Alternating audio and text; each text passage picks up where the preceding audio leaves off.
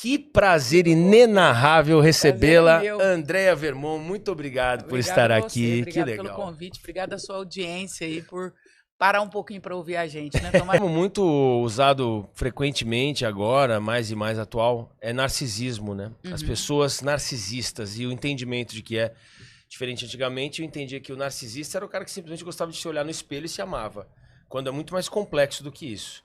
Queria que você me dissesse um pouco mais sobre essa questão do narcisista e se dá pra gente sentir algum traço numa criança já, ou se é algo que você só se vê formar depois dos 21. Você foi muito inteligente na sua fala. Antes, narcisismo era só o cara que olhava no espelho e se gostava. Continua sendo.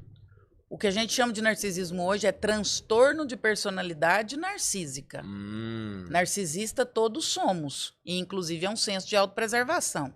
O autocuidado, a autoestima, o amar-se nasce do narcisismo, que é uma relação lá inicial com a nossa mãe. Você é validado pelo olhar da sua mãe, a forma com que sua mãe te olha vai gerar todas as suas questões de amor próprio. E aí crianças que não têm uma relação saudável nesse momento da vida, porque o que é o narcisismo? Narcisismo é eu me valido pelo olhar do outro. Olhar, entenda-se, cuidado, carinho, os primeiros meses, os primeiros dias, a atenção, a forma com que eu sou amado e acolhido. Esse é o olhar do outro. Se isso não acontece, porque o bebê ele olha para a mãe olha para ele, da forma com que a mãe olha, esse olha é o cuidado, ela devolve para ele e ele entende, eu tenho valor. E ele segue saudável. Esse é o narcisismo. Quando isso não acontece, o bebê olha para a mãe, não vê nada e devolve o olhar para si. Aí é o transtorno de personalidade narcísica. Por isso o narcisista é tão cheio de si, por isso o narcisista Porque ele nunca teve de fora. Isso. Por isso o narcisista não enxerga o outro como sujeito, ele enxerga o outro como espelho. Ou seja, quem foi abandonado, em tese, é narcisista. Todo narcisista ou tem uma história de transtorno de personalidade narcísica. Todo. Você pode mergulhar na história dele, que ele vai ter um histórico de abandono na infância. Seja um abandono material, seja um abandono afetivo, seja um abandono literal. Todo narcisista tem um histórico de abandono na infância. Pode pesquisar, sim. Eu brinco que eu sou voyeur de gente. Eu tem que adoro ser, né? observar. Às vezes sem fazer intervenção nenhuma, até porque nem dá, né? Quando eu conheço ou tropeço em alguém narcisista, eu vou ouvir a história ou tentar saber da história, e eu sempre identifico algum traço de abandono. Eu trabalhei com um narcisista que era assim, 12 narcisista. E ele tinha um histórico de abandono, o pai não assumiu, ele é fruto de um relacionamento, de uma traição do pai, e o pai não assumiu, não colocou o nome na certidão de nascimento. Depois a mãe teve outros filhos no casamento, e ele também ficou meio aquém. Então ele ficou solto entre o relacionamento da mãe e do pai. Todos têm essa história. Então, como aí você falou, é sobre crianças narcisistas. O transtorno de personalidade narcísica, ele tem alguns traços. Então, o primeiro deles é essa característica. O outro não é o outro é um espelho. E esse espelho precisa refletir o que eu sinto necessidade. Ponto. Sem empatia. Porque eu já sou doente. Eu adoeci lá atrás. Minha mãe não me trouxe esse olhar que me validou. Então, eu preciso de olhar e isso voltar para mim. Então, você precisa validar o que eu não penso a meu respeito. As pessoas acham que narcisistas são extremamente vaidosos, cheios de si. Muito pelo contrário. Eles são extremamente vazios de si. Eles são extremamente inseguros. Por dentro, mas a capa que colocam é que são. Colocam a capa porque exatamente é isso que ele precisa que seja devolvido para ele. Mecanismo de defesa. Me ame, me idolatre, diga que eu sou inteligente, me coloque num patamar para que eu me sinta assim. Porque no momento que você faz isso, você me devolve isso. Sim. E aí eu trago isso. Então, é complexo falar em transtorno de personalidade narcísica, porque a criança por si, ela é narcisista. Sim, ela ainda precisa de todo esse tipo de comportamento e eu sou... Até por estruturação psíquica. Certo. A criança é extremamente egóica. Sim. Que não é egoísta, é egóica. A criança tem muito ainda do que a gente chama de narcisismo primário. Não tem capacidade cognitiva ainda. É isso. Cognitiva, relacional, social. Então, ela ainda está nesse limbo afetivo que não dá ainda para olhar e falar, isso daqui tem um traço. Agora, quando você pega aí um adolescente, aí a coisa já começa a mudar de figura e a coisa ganha outro Existe um tratamento, então, para que a pessoa possa fazer, ou é algo esquece? É conviver com e entender que é daquele jeito e tentar atenuar? Existe um tratamento, mas a grande questão é, eles não procuram, né? Ou raramente. Você imagina uma personalidade frágil, uma personalidade de vidro, sob uma mesa de mármore. Ir para terapia é tirar essa mesa. Você acha que ele vai querer ir? Dificilmente. Nas primeiras sessões ele vai embora. Porque ele vai ouvir todo o desmonte dessa história. Nunca vai aceitar a Ele realidade. vai ter que encarar que ele não é isso tudo, ele vai ter que encarar o abandono dele, os buracos dele, a história dele. Ele vai ter que olhar para isso tudo. E para o narcisista, isso significa ruir. A personalidade dele é extremamente frágil. Então, desmontar esse arcabouço é muito complexo. Nem se for feito algum tipo de estratégia para que o próprio não saiba que aquela terapia é para aquilo? Como que você faz uma terapia se a pessoa não tá aberta? Por exemplo, e até vou entrar numa questão aqui interessante que a gente pode falar, que é sobre a espiritualidade juntamente com terapias convencionais psicológicas. Mas vamos supor, o sujeito tem esse transtorno. Se for explicar para você tem esse transtorno, dá para ver, tudo indica, alguém falar não adianta. O próprio identifica, mas não aceita. Quem está em volta percebe que tem alguma maneira de levar até a doutora, por exemplo. E a doutora está sabendo, mas nem em momento algum vai ser colocado como tô tratando você porque você tem o transtorno. Não, eu vou tratar você de outras coisas, mas você com toda a sua estratégia, seu conhecimento, os caminhos que você tem, você conseguiria acessar para quebrar algumas barreiras para então conseguir dizer agora eu vou te tratar? Não, porque essa questão esbarra em várias questões éticas. Primeiro, ele vem com um diagnóstico de outra pessoa. É alguém que me disse que ele é narcisista. Certo. Então, já parte do pressuposto que não pode. Já não pode. Você não pode levar ninguém para indicar ninguém. É igual o marido que vem brifado para terapia. A esposa liga e fala, meu marido precisa disso, porque ele é assim, assim, assim. Não vai. Não existe essa possibilidade. Bem brifado é ótimo. E nem é ético. A terapia parte do pressuposto que primeiro você vai tomar consciência e depois você vai ressignificar. Só funciona assim. Só funciona assim. Entendi. Eu preciso admitir que eu tenho e depois eu estar disposto a perder. Entendi. Ninguém perde o que não admite que tem. Entendi. Então como que você vai fazer o narcisista tomar consciência Então não tem jeito. Mas e aí? Tanta gente é assim? É isso? E acabou? Não, elabora isso, pelo amor de Deus. Corra! E tem como identificar, se você não é um profissional, tem como você identificar um narcisista antes de você se envolver? Antes de envolver é complexo. O narcisista ele vai falar muito com as suas carências. Então ele é muito danado, porque ele tem um enredo maravilhoso de entrada. E se você não é uma pessoa, e é boa a sua pergunta, porque aí a gente ajuda as pessoas a não caírem nessa. Se você não é uma pessoa muito... escolada? Ou que assiste esse podcast e entende isso, você tem uma chance muito grande de cair. Porque ele vem com um enredo muito maravilhoso. Ele vai falar sobre aquilo que está pegando. Então, sei lá, vou criar aqui um cenário. Eu estou conversando, vamos supor que seja com você e eu seja narcisista. Tá. E aí eu percebo que você tem uma necessidade de autovalidação, que o seu casamento não está muito legal, que as suas questões profissionais... E aí eu crio uma mulher e ela fala muito com essas suas questões. Raul, você é um cara incrível. Eu sempre admirei o seu trabalho.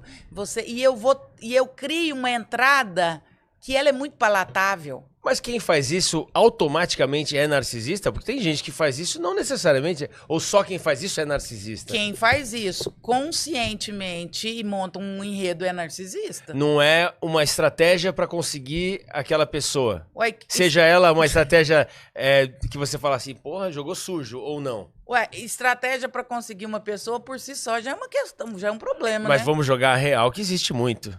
Existe. Então, mas não necessariamente. Mas a minha pergunta é... Ok, vamos lá, ponto pacífico. Existem muitas pessoas que criam uma estratégia para conquistarem outras. Mas falsa? Não falsa, com a arquitetada. Por exemplo, o que você acabou de dizer. Vamos supor, então, agora eu vou inverter. Posso? Claro. Eu te conheço. Tô te conhecendo e tenho interesse em você. Sei que dependendo do que eu disser, eu tenho mais chance de você ouvir o resto que eu tenho para dizer.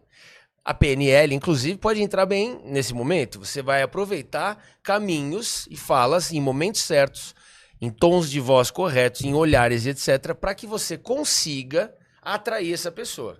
Até então, não sendo narcisista, simplesmente porque você é manipulador.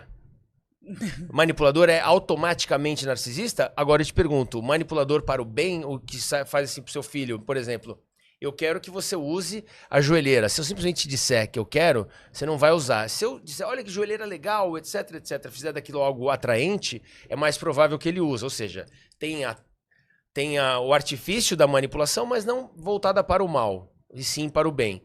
Isso também é algo que você diz, não, Raul, o que você está falando é uma grande besteira, você não pode jamais colocar manipulação como algo do bem, não pode jamais, porque manipulação é sempre ruim. O que você chamou de manipulação é persuasão. Pronto, então persuasão. Manipulação, ela é sempre ruim. Então o que, desculpa, porque então ela vamos voltar. Manipular vem de manos, né? Ah, entendi. É aquele bonequinho lá que você faz Sei, tudo. o marionete. Marionete. Ah, Manipular vem de manos. então é persuadir que eu tô falando, Persuadir. Você sabe que aquilo é o melhor pro seu filho e você vai apresentar as melhores vantagens, as possibilidades para que ele obedeça e queira usar a chuteira XYZ. Isso. Agora, quando eu manipulo, eu conduzo e eu não dou liberdade ao outro de escolha. Ah, não, aí não. Persuadir, eu apresento uma tese. De uma maneira atraente. E eu te dou isso. possibilidade. Eu chamava isso de manipulação. Não. Então, por exemplo, de novo, voltando por exemplo. Tá. Eu estou te conquistando. Eu vou te apresentar possibilidades e falar, nossa, mas você é uma pessoa muito legal. Cara, sua esposa te trata assim. Nossa, existem tantas outras possibilidades. Você já pensou nisso e nisso e nisso? Eu estou abrindo um leque, te dando consciência e te dando oportunidade de fazer escolhas. Sim, então você não está me manipulando. Na manipulação não há escolhas. Não, perfeito, mas até aí você continua sendo narcisista, então? Quem? Se você tá persuadindo... Não. Você eu falando sou muito bem inteligente. Da minha esposa, quer dizer, falando bem de mim... Eu sou muito inteligente. E eu te quero. E eu enxergo questões em você realmente que pra mim você não enxerga. E aí eu entendo que dentro desse universo isso é a arte da conquista. Então isso pode. Claro. É disso que eu me refiro. Então, mas a persuasão parte sempre... É muito importante isso ficar muito claro, da liberdade. Sim. Eu preciso dar liberdade ao outro de fazer escolhas. E eu não posso mentir. Então, eu estou falando a seu respeito coisas que eu realmente acredito. Entendi. Agora, se eu começar a contar potoca, porque eu acredito que isso bate fundo em você... Aí é maldade, aí é crueldade. É isso. Aí é maquiavélico. Então, eu percebo que você tem, sei lá o quê, uma carência paterna. Sim. E aí eu surfo nessa maionese. Não, entendi. Aí eu te deixo vulnerável demais, porque ali você está indefeso demais.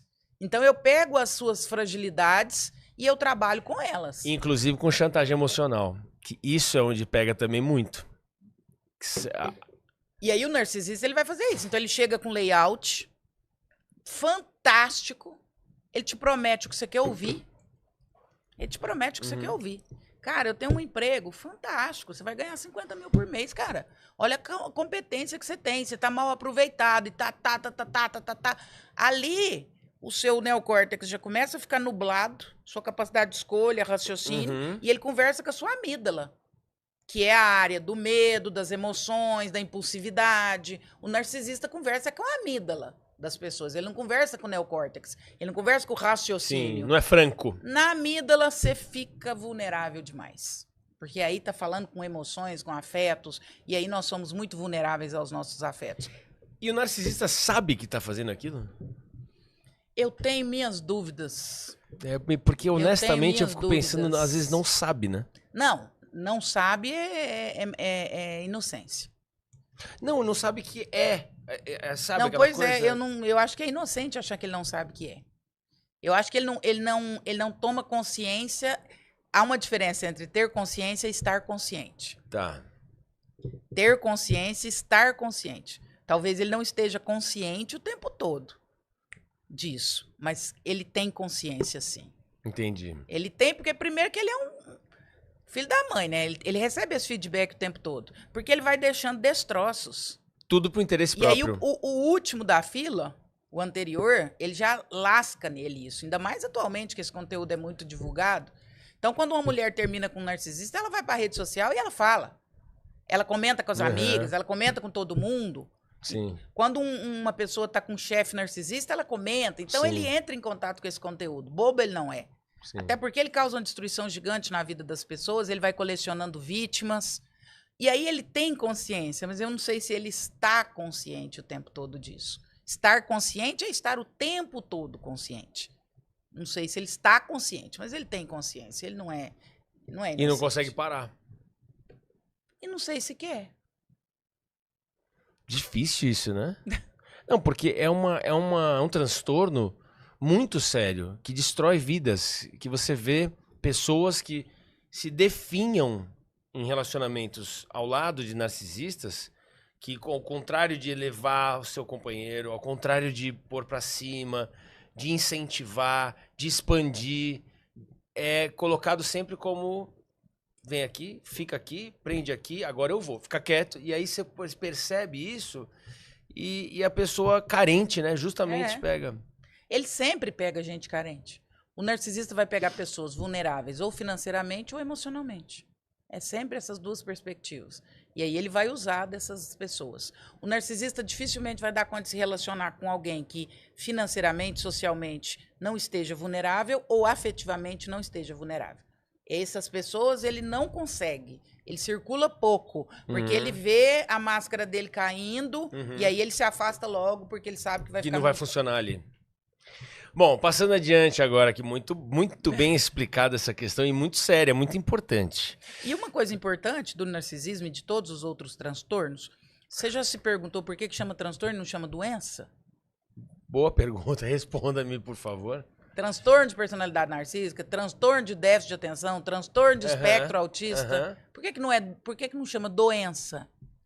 Porque doença parte do pressuposto de um funcionamento errado e cura. Que você contrai e pneumonia é uma doença. O pulmão está funcionando errado. Medica e cura.